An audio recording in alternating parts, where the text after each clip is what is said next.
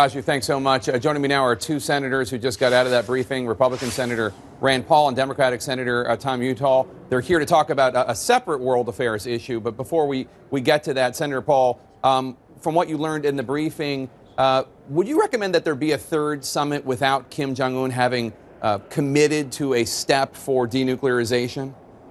You know, I think discussion and diplomacy is always good, and I think the president's been brave to have an opening to a discussion when many people said that he shouldn't talk to Kim at all. I've always been a little bit wary and in disbelief that Kim would actually negotiate away his nuclear weapons. That is the ultimate goal, and I think discussion's good.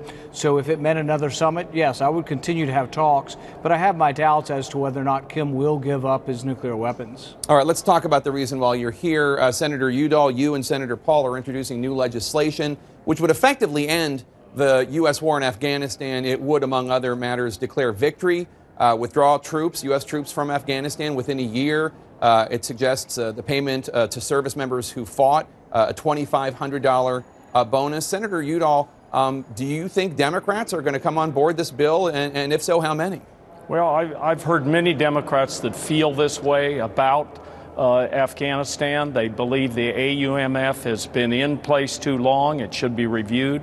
And they believe we should be moving in the direction of pulling our troops out. And we think this is a really orderly way to do it. And so I'm going to work hard with Senator Paul to make sure we try to round up a coalition to move in that direction. Senator Paul, just 2 weeks ago, a U.S. intelligence official told CNN that ISIS's Afghanistan-based affiliate is now able to carry out direct attacks on the United States. They're capable of doing it. They haven't done it, but they're capable of doing it. You're going to hear from your fellow Republicans that your bill would allow ISIS's affiliate to strengthen, to become an even bigger threat. You're going to hear all sorts of arguments. What will your response be?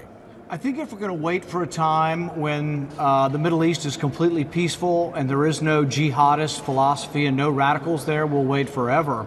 But I do think we should also ask the question, what is the vital national security interest of the United States now there, and what is our military mission?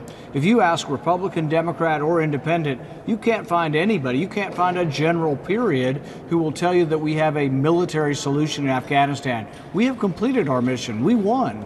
We've killed or taken capture of everybody that had anything to do with 9/11. There's no one left. I ask all the time, name me somebody left who we need to kill or capture, and I'm for it. The mission's over. We need to come home. Senator Udall, as you know, Democrats have largely been supportive of the war in Afghanistan as well, and the argument is we have to kill them over there so that they don't kill us over here. How would you respond to that, Senator Udall? Well, I would say that we have gone into Afghanistan under an AUMF and with objectives that have all been accomplished. What we've had to happen is mission creep. And we accomplished everything long ago. We should have pulled back and allowed Afghanistan and the parties in Afghanistan to work with each other and support them to try to find a peaceful solution. Senator Paul, I asked the president's national security advisor, John Bolton, about Afghanistan this weekend. Take a listen to what he told me. What the president has decided is that it's going to be important to try and keep a counterterrorism presence in Afghanistan.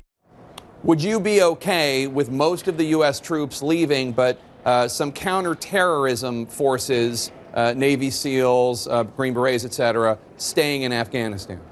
I think when you leave small contingents of forces, whether it's in Syria or in Afghanistan, they become basically a target and a tripwire for a disaster.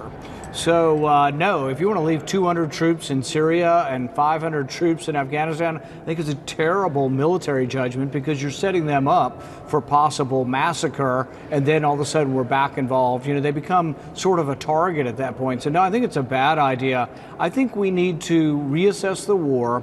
We now have soldiers that are born after 9/11 being sent to fight over there. So there's a real problem. And Congress hasn't approved this war in 17 years.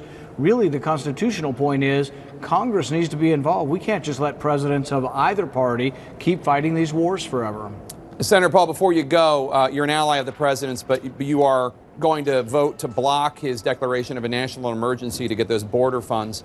How many Republicans do you think are going to join you, and have you heard from the president on this? This is kind of interesting because this is something Senator Udall and I are in agreement on also, that the money that is spent under the Constitution is very specific, is spent by Congress. In fact, the Constitution says only Congress can make a law, and only by law can you take money out of the Treasury and appropriation through an act of Congress.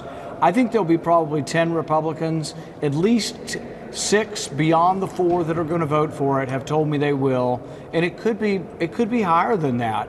What I keep telling them is if we can get to a high enough number, maybe someone could run over to the White House and say, hey, this could be worse. This could be 65. This could be 67. Now, I know that's very optimistic. It might only be 57 to 60, but that's still a lot of dissent and a rebuke that could be avoided if the president would simply rescind the emergency part. From the Republicans I talked to, I think the accuracy of his prediction is pretty good, that we're at about 10, but I think we can grow. All right, Senators Paul and Udall, thank you so much. Good to see people working in a bipartisan way. Thanks for being with us. Thank you. Thank you. It's a